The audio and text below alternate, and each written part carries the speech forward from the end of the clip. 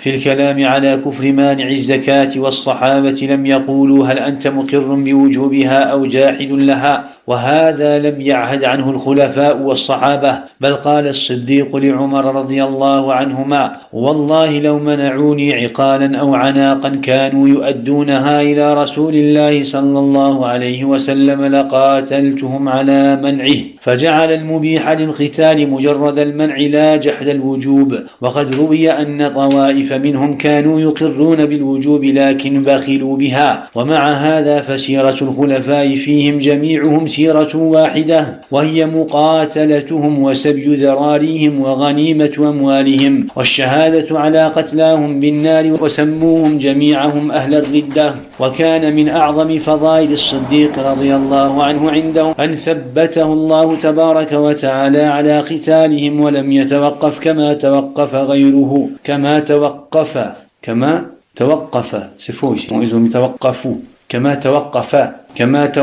غيره، فناظرهم حتى رجعوا إلى قوله: وأما قتال المقرين بنبوة مسيلمة فهؤلاء لم يقع بينهم نزاع في قتالهم. انتهى كلامه. 1, 2, 3, 4, 5, 6, 7e ligne. 7e ligne en commençant par le bas. Et 1, 2, 3, 4, 5, 6, 6e mot en commençant par la droite. Tawaqqafa. Kama tawaqqafa. Page 27. Donc, on continue, Inch'Allah, avec le livre Mufid al-Mustafid. Aussi dans des propos concernant la mécréance de ceux qui ont refusé de donner la zakat. Donc ici, après la mort du prophète sallallahu alayhi wa sallam, des tribus arabes se sont abstenus de quoi? De s'acquitter de la zakat, de donner la zakat. Et alors les compagnons ont donné un jugement. Qu'est-ce qu'ils ont fait? Ils ont jugé de la situation de ces gens-là. Ils nous expliquent que les compagnons radwanullahi alayhim ont fait le takfir, ils ont fait le takfir de ces gens-là, mais un takfir muayyan, et c'est pour cela que Cheikh nous cite justement la parole ou cette parole d'Abil Abbas. Abu al-Abbas a dit aussi dans des propos concernant la mécréance de ceux qui ont refusé de donner la zakat. Les compagnons n'ont jamais demandé: reconnais-tu son obligation ou renies-tu cela? Ceci n'a jamais été un point connu chez les khulafa et les sahaba du prophète alayhi salatu wassalam. Yani as-su'al wal-istifsar 'an al-'aqidah lam yakun ma'rufan 'inda al-khulafa was-sahaba. Tamam? Bil ijma'. Tamam? Yani le fait de quoi? Le fait de poser la question à une personne pour connaître yani sa croyance à propos d'un acte de kufr apparent, de mécréance apparent. Tamam ya ikhwa. Yani quelqu'un qui va faire un acte de kufr, quelqu'un qui va faire un annulatif de l'islam, un des annulatifs de l'islam, quelqu'un qui va commettre du shirk, ou quelqu'un qui va commettre un acte min nawaqid de l'islam, il ne faisait pas partie de la religion des premiers musulmans, des compagnons radwanullahi alayhim, le fait de lui demander: pourquoi est-ce que tu as fait cela? Pourquoi est-ce que tu ne donnes pas la zakat? Pourquoi est-ce que tu as commis le shirk? Est-ce que tu fais le shirk pour une maslaha ou alors pour une darura? Est-ce que tu fais le shirk en pensant que c'est un moyen pour atteindre un bien? Pourquoi est-ce que tu t'es moqué? Tu t'es moqué parce que tu penses qu'en réalité, tu voulais blaguer, tu voulais rigoler, tu voulais t'amuser. Le fait de poser la question, à une personne qui va commettre un des annulatifs de l'islam pour connaître sa croyance à propos de cet annulatif n'était pas un point connu chez les compagnons. Quelqu'un ou celui qui commettait un acte de kufr apparent, il était considéré comme kafir mubasharatan bil ijma'. Il était considéré comme quoi? Comme kafir bil ijma'. Tamam? فالصحابة, les compagnons radwanullahi alayhim, ajma'u ala kufri mani'i zakah. Donc les compagnons, qu'est-ce qu'ils ont fait? Les compagnons, ils se sont mis tous d'accord, unanimité des compagnons sur quoi? À propos de quoi? À propos de la mécréance de ceux qui se sont abstenus de payer ou de donner la zakat. Ils les ont considérés comme kuffar. Fala istifsar wala bahth 'an al-'aqidah. Ils n'ont pas essayé de quoi? Ils n'ont pas essayé de regarder ou d'essayer de trouver une excuse. Est-ce que vous ne donnez pas la zakat parce que vous reniez son obligation, ou alors vous ne donnez pas la zakat parce que vous ne voulez pas donner la zakat, parce que vous vous opposez à la religion d'Allah Azza wa Jal, parce que vous tenez tête à la religion d'Allah subhanahu wa ta'ala? Qu'est-ce qu'ils n'ont pas fait? Ils n'ont pas essayé de quoi? De chercher après des excuses. Quelqu'un qui va commettre du shirk, il est considéré mushrik mubasharatan. Quelqu'un qui va commettre du kufr akbar, il est considéré comme kafir mubasharatan bil ijma'. Pourquoi? Parce qu'on va le juger selon son acte apparent. Selon son acte apparent. On ne va pas commencer à chercher à propos de quoi? On ne va pas commencer à chercher à propos de sa aqida, de sa croyance. Et donc celui qui va venir, les Jahmiyyah, les Murji'ah qui vont venir et qui vont vous dire, oh mais on doit leur demander ce qu'ils ont en eux-mêmes comme croyance, on va leur dire à la base, cette bid'a de demander à propos de la croyance, à propos d'un acte de kufr, vous savez, ceci est une bid'a qui n'était pas connue par qui? Qui n'était pas connue par les compagnons radwanullahi alayhim. بل قال الصديق لعمر رضي الله عنهما والله لو منعوني عقالا أو عناقا كانوا يؤدونها إلى رسول الله صلى الله عليه وسلم لقاتلتهم على منعه. Abu Bakr al-Siddiq radiallahu anhu a dit à Omar ibn al-Khattab, par Allah, s'ils s'abstiennent de me donner leur zakat, par Allah, s'ils s'abstiennent de me donner leur zakat qu'ils donnaient au prophète sallallahu alayhi wa sallam, même si cela n'est qu'un cordon, l'iqal, un cordon, une corde, un morceau de quoi? Un morceau de corde, un cordon, ya ikhwa. Même si cela n'est qu'un cordon ou une petite chèvre, anaqan, al-anaq, une petite chèvre, je les combattrai pour cela. Yani je les combattrai jusqu'à ce qu'ils me donnent la zakat de leur argent. Regardez, subhanallah, comment Abu Bakr al-Siddiq radiyallahu anhu a agi face à ce peuple, face à ces tribus, à ces gens qui se sont abstenus de quoi? De donner la zakat. On ne parle pas ici de gens qui vont commettre du shirk, qui ont commis du shirk, qui ont commis des shirkiyat, des kufriyat, qui ont commis des annulatifs de l'islam, qui se sont moqués de l'islam. On ne parle pas de ces gens-là. On parle des gens qui ont accepté l'islam, qui ont accepté le tawhid, qui font la prière, qui ont fait le pèlerinage, qui ont vécu à l'époque du prophète, qui ont été présents à l'époque du prophète sallallahu alayhi wa sallam, walakin après la mort, en ayant un dalil, en ayant une preuve, en faisant quoi? En ayant, on va dire, une mauvaise compréhension dans l'interprétation de quoi? D'un verset. Qu'est-ce qu'ils ont fait? Ils se sont abstenus de donner la zakat. Et malgré ça, Abu Bakr al-Siddiq, radiyallahu anhu, les a tous considérés kuffar murtaddin, ou alors kuffar murtaddoun. فجعل المبيح للقتال مجرد المنع لا جحد الوجوب. Pourquoi Abu Bakr al-Siddiq radiallahu anhu les a combattus? Pourquoi est-ce qu'il les a considérés comme kuffar? فجعل المبيح للقتال مجرد المنع لا جحد الوجوب.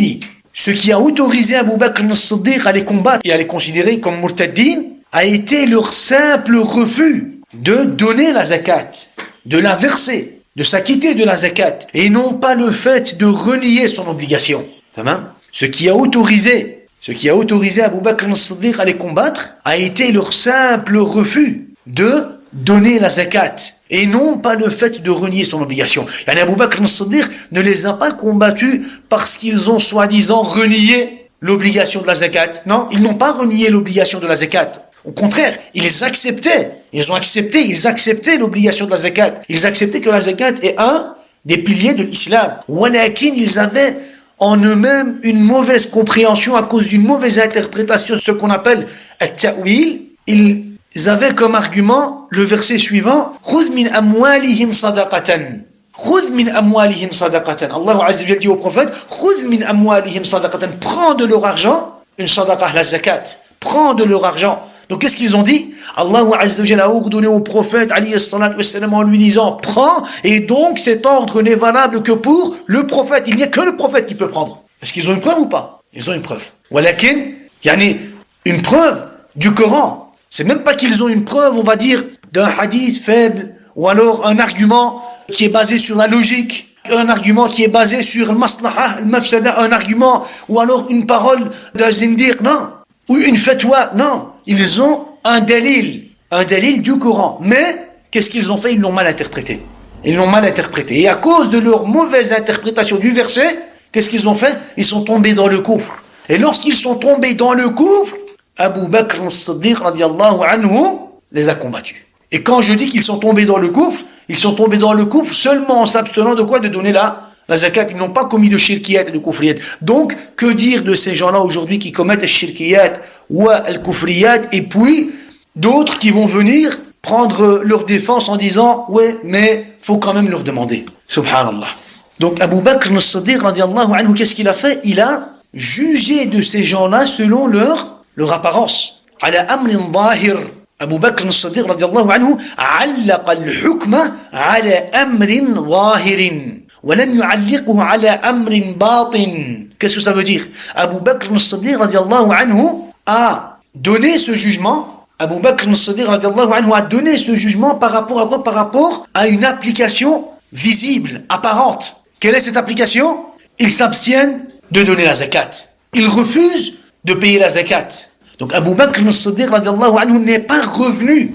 Il ne s'est pas basé sur quoi? Il ne s'est pas basé sur quelque chose qui est en eux-mêmes, dans leur cœur. Non, Abu Bakr as-Siddiq radiallahu anhu n'a pas besoin de savoir ce qu'ils ont en eux-mêmes. Quelqu'un qui va commettre du shirk, on n'a pas besoin de lui demander pourquoi il a commis du shirk. Quelqu'un qui va commettre du kufr, on n'a pas besoin de lui demander pourquoi il a commis du kufr. Quelqu'un qui va, soi-disant, blaguer avec la religion d'Allah subhanahu wa ta'ala, il est considéré kafir murtad, on va pas lui demander pourquoi il a blagué. Quelqu'un qui va commettre un des annulatifs de l'islam, on va pas lui demander pourquoi tu as commis cet annulatif de l'islam, quel était ton but, qu'est-ce que tu avais en toi, dans ton cœur. Non. Maintenant, lorsque l'acte de mécréance n'est pas un acte qat'i, ça veut dire que c'est pas un acte sûr dans son sens, là, on va lui demander comme c'est passé cela à l'époque du prophète alayhi salatu wassalam avec Hatib ibn Abi Balta'a. Amma ici, on parle de quoi? On parle des annulatifs de l'islam, du shirk et des kufriyat. Al-juhud wal-istihlal. Al-juhud wal-istihlal amrun batini, qalbi. Al-juhud, yani le reniement d'une chose, ou alors le fait de rendre une chose halal est quelque chose qui est en relation avec le cœur. Abu Bakr as-Siddiq radiallahu anhu n'a pas besoin de savoir si ils avaient en eux-mêmes al-juhud ou l'istihlal. Non. Vous refusez de payer la zakat, vous êtes murtaddin. Vous êtes murtaddin.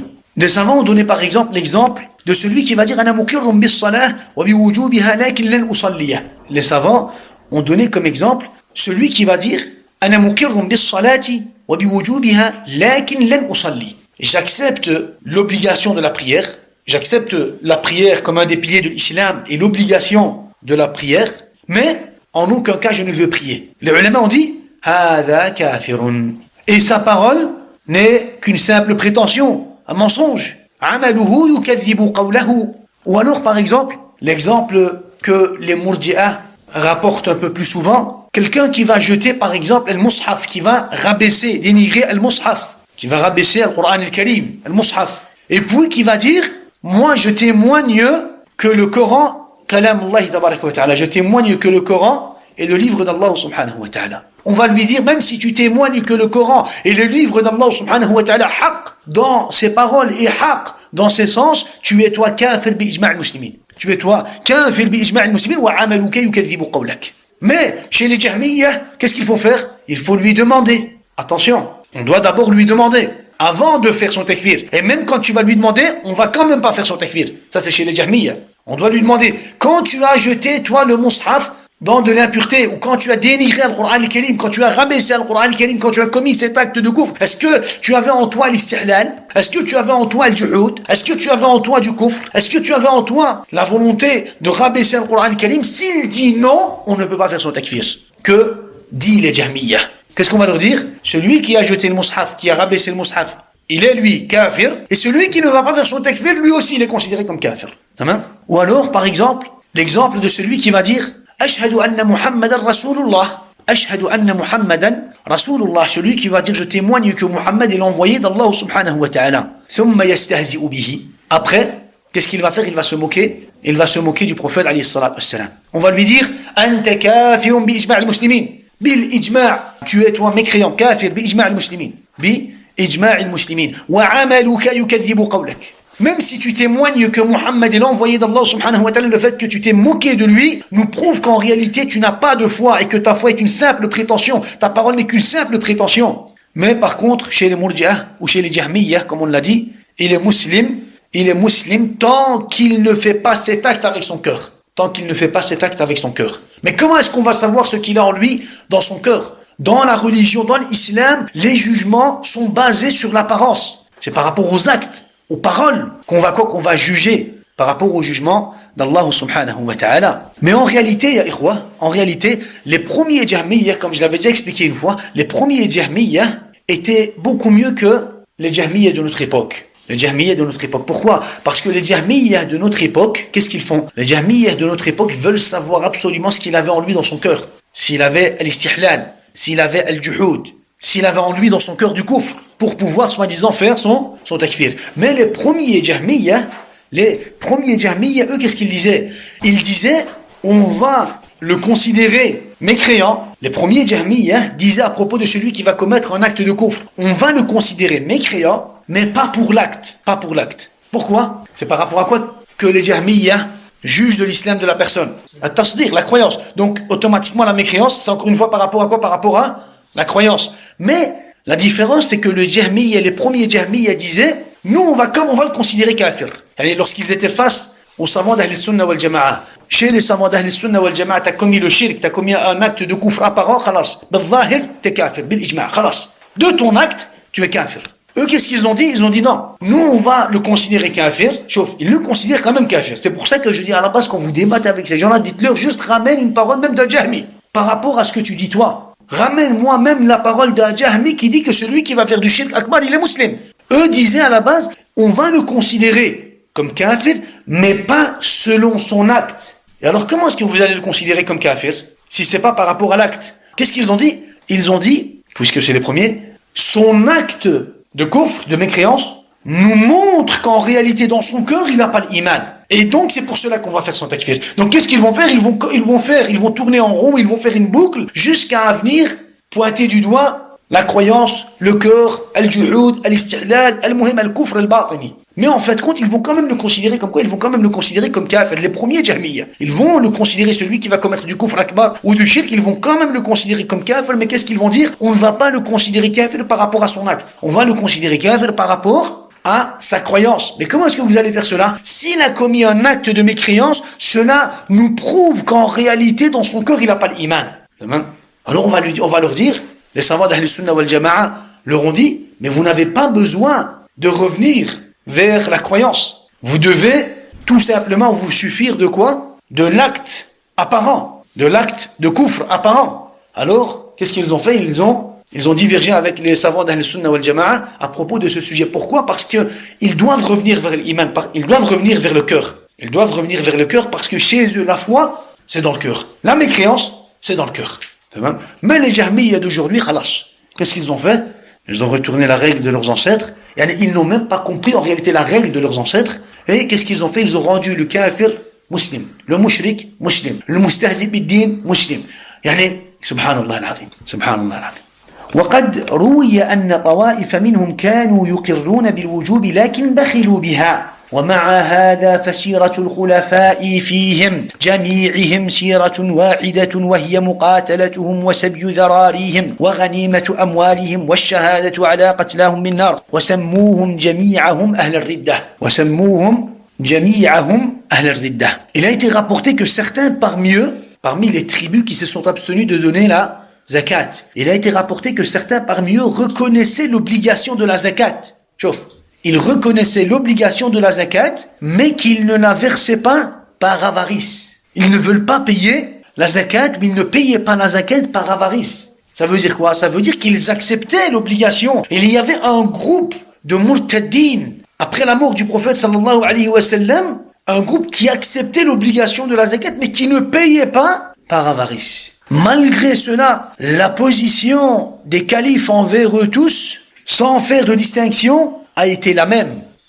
Malgré cela, la position des khulafa, des compagnons, envers tout cela, sans faire de distinction, a été la même position. Les compagnons, radwanullahi alayhim, ils ont eu tous la même position face à tous ces différents groupes. Ceux qui ont accepté la prophétie de Musaylamatul Kadhab ad-Dajjal, ceux qui ont renié l'obligation de la zakat, ceux qui ont prétendu que la zakat ne devait être payée qu'au prophète Mohammed sallallahu alayhi wa sallam, ceux qui se sont abstenus de payer la zakat par avarice, tous ces groupes-là, les compagnons radwanullahi alayhim, qu'est-ce qu'ils ont fait? Ils ont eu tous la même position, sans distinction. Qu'est-ce qu'ils ont fait? Ils les ont tous combattus. Ils les ont tous combattus, et ils ont capturé leurs familles, ils ont pris leurs biens, et ont attesté que ceux qui ont été décédés au combat parmi eux sont en enfer. Et ils les ont tous nommés murtaddin, ahl al-ridda, apostats. Donc, quelle était leur position? Ils les ont tous combattus et ils les ont tous nommés apostats. La position des compagnons envers eux tous était la même position. وكان من أعظم فضائل الصديق رضي الله عنه عندهم أن ثبته الله تبارك وتعالى على قتالهم ولم يتوقف كما توقف غيره ناظرهم حتى رجعوا إلى قوله ناظرهم حتى رجعوا إلى قوله أو فناظرهم حتى رجعوا إلى قوله وأما قتال المقرين بنبوة مسيلمة فهؤلاء لم يقع بينهم نزاع في قتالهم انتهى كلامه. Il a fait partie des mérites d'Abu Bakr as-Siddiq radiallahu anhu, le fait qu'Allah azza wa jalla les raffermit dans son combat contre eux. Yani aujourd'hui, quand on parle d'Abu Bakr as-Siddiq, quand je te demande un des mérites d'Abu Bakr as-Siddiq, il te suffit de dire qu'il a été celui qui a motivé ou qui a parlé de quoi? Qui a parlé de Muqatalat al-Murtaddin. Il est resté fixe, stable, comme une montagne, subhanallah. Après la mort du prophète, sallallahu alayhi wa sallam, qu'est-ce qu'il a fait? Contre Ahl al-Ridda, contre les Murtaddin, qu'est-ce qu'il a fait? Il a pris une décision. Et tous les compagnons, qu'est-ce qu'ils ont fait? Ils se sont soumis, ils ont accepté la même décision. Il n'y a pas eu un seul compagnon qui a divergé. Il n'y a pas eu un seul compagnon qui a divergé sur le sujet, ya ikhwa. Il n'y a pas eu un seul compagnon. Ils ont tous accepté le même jugement. Ils ont tous accepté le jugement d'Abu Bakr as-Siddiq radiallahu anhu. Donc il dit, il a fait partie des mérites d'Abu Bakr as-Siddiq le fait qu'Allah azza wa jalla les raffermit dans son combat contre eux. Il n'a pas hésité. Donc, il n'a pas hésité comme l'ont fait d'autres. Il a même discuté avec eux jusqu'à ce qu'ils ont été convaincus de son avis. Il a discuté, Abu Bakr as-Siddiq a discuté avec eux. Jusqu'à ce que tous les compagnons ont été convaincus de quoi? De la décision d'Abu Bakr as-Siddiq radiallahu anhu. Quant au fait d'exécuter ceux qui ont cru en la prophétie de Musaylama al-Kadhdhab, ceci n'a jamais été un sujet de divergence entre les compagnons. Et la divergence, pas la divergence, mais la discussion entre les compagnons, elle a eu lieu pourquoi, ya ikhwa? À propos de qui? À propos de ceux qui ne vont pas donner la zakat.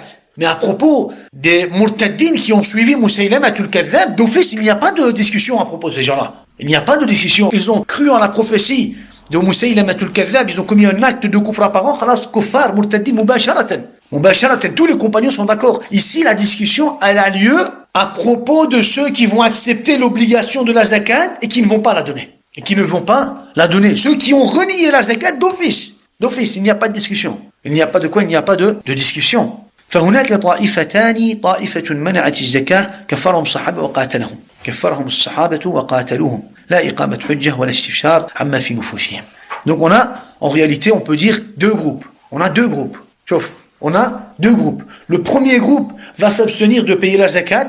Les compagnons les considèrent comme kuffar. Les compagnons, tous, les considèrent comme kuffar et les combattent. Sans faire de iqamat al-hujjah, sans leur demander à propos de leurs croyances, sans commencer à leur poser des questions à propos de ce pourquoi est-ce qu'ils agissent de cette façon. Mubasharatan kuffar bil ijma' wa muqatalatuhum. Deuxième groupe, ta'ifatun amanat bi nubuwwati Musaylama. Deuxième groupe qui croit. Le deuxième groupe croit en la prophétie de Musaylama al-Kadhdhab ad-Dajjal. Qu'est-ce que les compagnons ont fait? Kaffarahum as-sahaba wa qataluhum. Encore une fois, les compagnons les ont considérés comme kuffar. Et qu'est-ce qu'ils ont fait? Ils les ont combattus. La iqamat hujjah wa la istifsar. Ils se sont comportés de la même façon envers le premier et le deuxième groupe. Envers ceux qui ont cru en la prophétie de Musaylama al-Kadhdhab et envers ceux qui se sont abstenus de payer la zakat. Exactement de la même façon. Kuffar bil ijma' muqatalatuhum la iqamat hujjah wa la istifsar wa la su'al 'an al-'aqidah. Abadan. Pour les deux. Mani'u az-zakah. Ceux qui se sont abstenus de payer la zakat ou de donner la zakat, qu'est-ce qu'on va dire? On va dire qu'ils sont kuffar murtaddin. Ils ne sont pas muslimins. Un takfir mu'ayyan. Pourquoi? Parce que les compagnons radhiyallahu anhum les ont considérés kuffar murtaddin en leur personne. Ils ont fait le takfir de leur personne. Bil ijma'. Walakin ici, taban, ya ikhwa, les jahmiyya, qu'est-ce qu'ils ont fait? Ils n'ont pas voulu justement faire le takfir.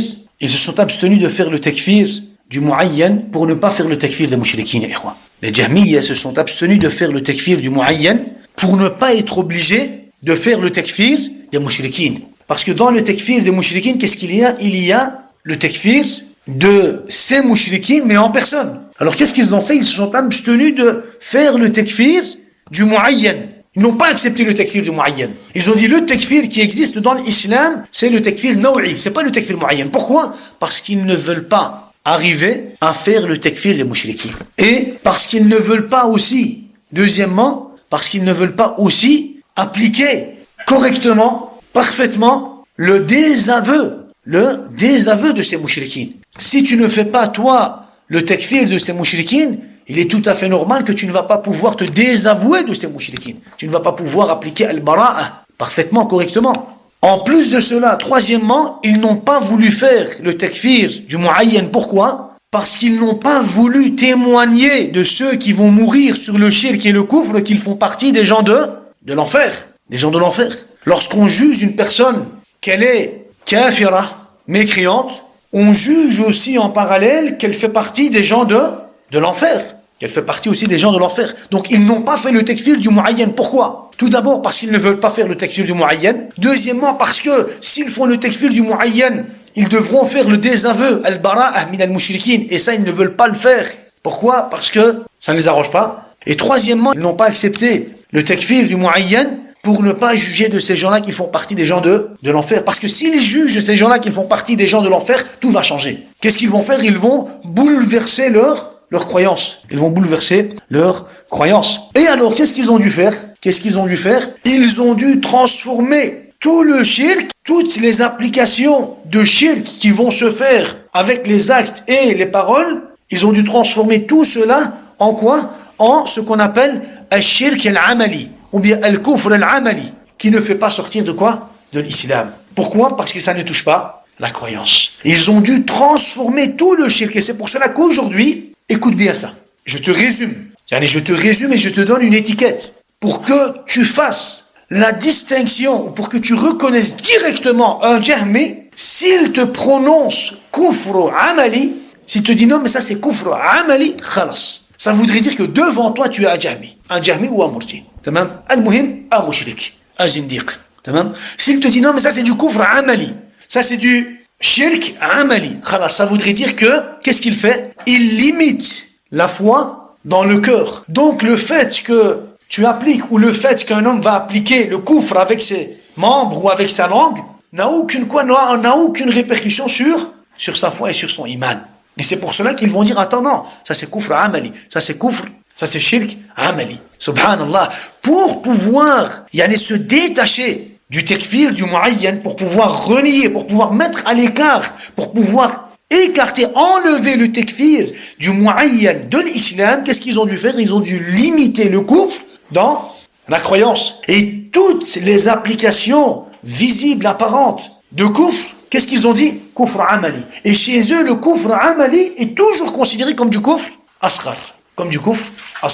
On va leur dire, ouais, c'est du kufr amali. Mais c'est un kufr amali qui fait sortir la personne de l'islam. Ils vont dire, non, le kufr akbar, c'est avec le cœur. Et tout ce qui est amali, qawli, c'est toujours quoi? C'est toujours considéré comme kufr asghar ou alors shirk asghar. Et ils ne se sont pas arrêtés à ce niveau-là. Qu'est-ce qu'ils ont fait? Ils ont été encore un peu plus loin. Et ils ont accusé Ahl al-Tawhid de quoi? De plusieurs noms, de différents noms, d'accusations. Ils les ont accusés, ils les ont insultés, khawarij, takfiriyin, ila akhiri. Ça fait? Moi, juste pourquoi? Pour contredire, on va dire, la da'wah du tawhid, celui qui ne comprend pas cela, celui qui n'arrive pas à faire la différence entre le jahmi, al-jahmiyya, celui qui ne sait pas en réalité al-jahmiyya, il va avoir difficile à comprendre leur façon, leur méthodologie de juger les gens. Parce que se moquer de l'islam, ça reste un acte de kufr qui fait sortir la personne de l'islam. Ils ne vont pas dire le contraire. Non, ils vont dire ça c'est du kufr. Se moquer de l'islam, c'est du kufr. Commettre du shirk, ça fait sortir la personne de l'islam. Ça fait sortir la personne de l'islam. Ne pas prier, c'est du kufr. Ils vont dire cela. Mais, qu'est-ce qu'ils vont dire? C'est du kufr naw'i. C'est pas du kufr mu'ayyan.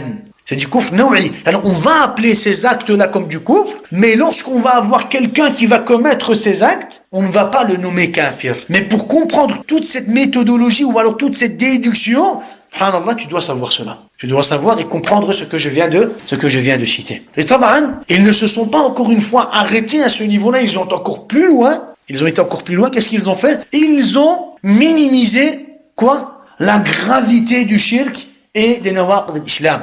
Dans l'esprit de l'awam. C'est rien. C'est pas grave. Tu commets du shirk, c'est pas grave. Il y a une maslaha. On a fait un ijtihad. Tu as une fatwa.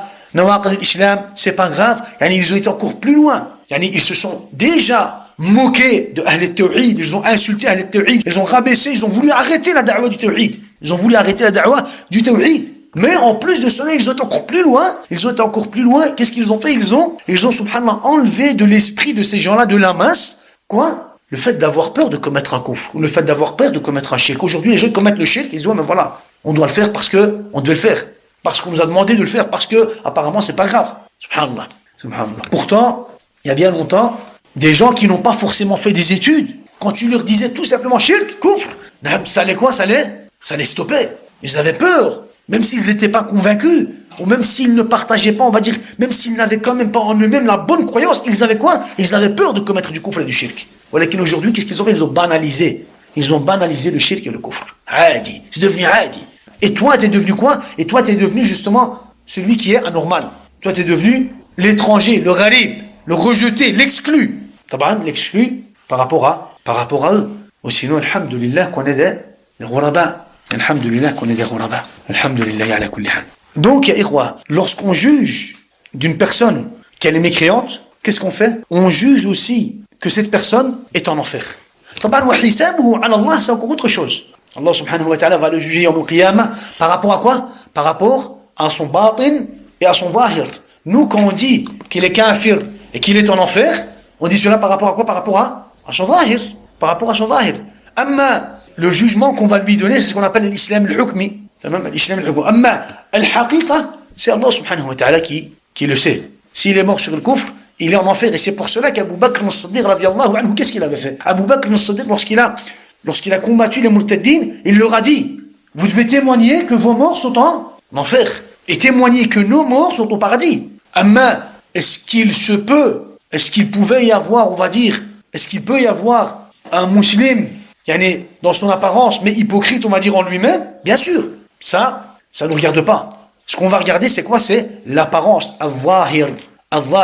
Abu Bakr al-Siddiq, après avoir combattu les murtaddin, lorsqu'ils se sont rendus, lorsqu'ils ont perdu contre Abu Bakr al-Siddiq, contre les musulmans, les sahaba, subhanallah, lorsqu'Allah azza wa jalla leur a donné la victoire, Abu Bakr al-Siddiq, radiyallahu anhu, leur a demandé, les a appelés au repentir. Il les a appelés au repentir. Ou alors, al-qatl, la sanction. Comment est-ce qu'il devait se repentir? Est-ce qu'il devait dire Atoubu ila Allah, je reviens vers Allah subhanahu wa ta'ala de mes erreurs, je demande pardon, la ilaha illallah Muhammadur Rasulullah? Non, parce que son kufr était dans quoi? Son kufr était dans le reniement de la zakat, ou alors dans le fait de s'abstenir de donner la zakat, ou alors dans le fait de croire que Musaylamatul Kadhab est associé à la prophétie du prophète Muhammad alayhi salam. Donc, il leur a dit plusieurs choses, et parmi les choses qu'il leur a dit, vous devez témoigner que vos morts sont en enfer, et que les nôtres sont au paradis. Celui qui meurt sur le tawhid, il est au paradis. Et celui qui meurt sur le shirk et le kufr, il est en enfer. Al-ta'yin. Ça veut dire qu'il y a quelqu'un qui va mourir. Un kafir qui va mourir sur le shirk, il est en enfer. On croit, nous, à la zahiri qu'il est en enfer. Et quelqu'un, un frère musulman, quelqu'un qui est sur le tawhid et qui va mourir sur le tawhid, il est fait le jannah. ولكن بالقطع والجزم ça c'est عند الله عز وجل. مفهوم يا إخوة? Pourquoi est-ce que je dis ça? Parce que qu'est-ce qu'ils ont fait? Qu'est-ce qu'ils ont dû faire? Les Jahmiyyah, qu'est-ce qu'ils ont dû faire? Ils ont dû séparer ça. Pour ne pas, dans le débat avec les Jahmiyyah, ils sont arrivés à nous dire, d'accord, mais si vous dites kafir à celui qui va commettre du kufr akbar, est-ce qu'il fait partie des gens de l'enfer? Bien sûr. Si on dit qu'il est kafir et qu'il est mort sur le kufr, il fait partie de Ahl al-Nar. Alors ils ont dit non. Ils ont voulu quoi? Ils ont voulu séparer ça. Ils ont voulu séparer ces deux jugements. Et ce qui nous montre qu'il n'y a pas de séparation entre ces deux jugements, c'est encore une fois l'histoire de Abu Bakr al-Siddiq radiyallahu anhu. Et quoi d'autre, ya ikhwa? Qu'est-ce qui nous montre qu'il n'y a pas de séparation entre les deux? Un événement de la vie du prophète, alayhi salatu wassalam, un de ses proches, Abu Talib, l'oncle du prophète, lorsqu'il est mort, il est mort mushrik. Et en plus de cela, le prophète, alayhi salatu wassalam, l'a dit directement, clairement à ses compagnons qu'il est en enfer. C'est même. Voilà qu'ici, la différence, c'est quoi? La différence, c'est que quand le prophète le dit, ça veut dire que c'est bil qat'i wal jazmi. Khalas. Parce que khalas, le prophète, il parle de la révélation. C'est une révélation. Ça veut dire que là, c'est bil qat'i wal jazmi. Il est en personne finale, Jahannam. Allah a décidé qu'il allait être c'est la décision, c'est la révélation qui nous a fait connaître que ces gens-là étaient en enfer. C'est la révélation qui nous a fait connaître que les Ashara al-Mubashirin Paradis, que les compagnons sont tous au paradis. Que Bilal, radiallahu anhu, est au paradis. Donc c'est la révélation. Donc bil qat'i wal jazmi ça. Amma, en dehors de ce qui fait partie de la révélation, il est mort sur le shirk, min ahli nar. On croit qu'il est min ahli nar. Il est mort sur le tawhid, on croit qu'il est min ahli jannah. Amma ma fi batini amrihim wa bil qat'i wal jazmi, hada la ya'lamu illa Allah azza wa jalla. Tamam? On a aussi quoi? On a aussi le hadith de Anas, radiallahu anhu, lorsqu'un homme est venu voir le prophète sallallahu alayhi wa sallam et lui a dit, Ya Rasulallah, ayna abi? Où est mon père, Ya Rasulallah? Un homme est venu voir le prophète, il lui a dit, ayna abi? Et le hadith est dans Sahih Muslim. Alors le prophète lui a dit, finnar, il est en enfer. Puisqu'il est mort sur le shirk, il est en enfer, sauf. Il lui apprend. Il lui dit, puisqu'il est mort sur le shirk, il est en enfer. Falamma qafa da'ahu, qafa. Lorsqu'il s'est retourné, qafa, c'est quand tu te retournes et que tu mets ta nuque vers ton interlocuteur. Quand tu tournes le dos. Falamma qafa, et qu'il a commencé à s'éloigner, da'ahu, il l'a appelé. Et il lui a dit, inna abi wa abaka finnari. Mon père et ton père sont en enfer. Le prophète sallallahu alayhi wa sallam dit cela. C'est pour cela que les savants, lorsqu'ils ont cité ce hadith, souvent les savants, lorsqu'ils ont cité ce hadith dans leurs livres dans les ouvrages de hadith, ils les ont mis comme chapitre, ou alors, imma ça a été cité dans le chapitre, ou alors dans l'explication. Qu'est-ce qu'ils ont dit? Man mata ala al-kufri fahuwa finnar. Celui qui meurt sur le kufr est en enfer. Celui qui meurt sur le kufr est en enfer. Babu bayan anna man mata ala al-kufri fahuwa finnar. Chapitre, celui qui va mourir sur le kufr est en enfer. On a aussi un autre hadith, c'est le hadith d'un bédouin. Ja'a a'rabiyyun ila an-nabiy sallallahu alayhi wa sallam faqala ya Rasulallah. Un bédouin, a'rabi. A'rabi, c'est un bédouin qui est venu voir le prophète sallallahu alayhi wa sallam. Il lui a dit, ya Rasulallah, inna abi kana yasilu ar-rahim wa kana. Mon père entretenait les liens de famille. Il entretenait les liens de famille. Wa kana.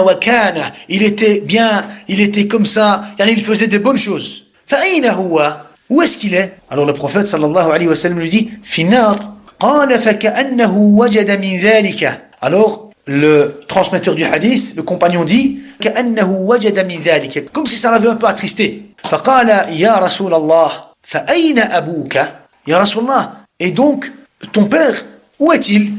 Mon père, il est en enfer. Mais ton père, où est-il? فقال رسول الله صلى الله عليه وسلم. Il lui a posé à propos de qui? À propos de son père. Mais le prophète sallallahu alayhi wa sallam lui a donné comme réponse une règle générale. حيثما مررت بقبر مشرك فبشره بالنار. À chaque fois que tu passeras à côté de la tombe d'un mushrik, annonce-lui l'enfer. Pour lui dire que mon père est dans cette même situation.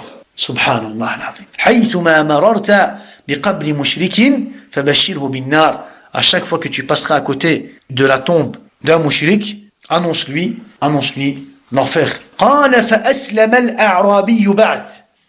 Jusqu'à ce moment-là, il n'était pas encore musulman. Le bédouin n'était pas encore musulman. Alors après avoir entendu cela, aslama. Qu'est-ce qu'il a fait? Il a accepté l'islam.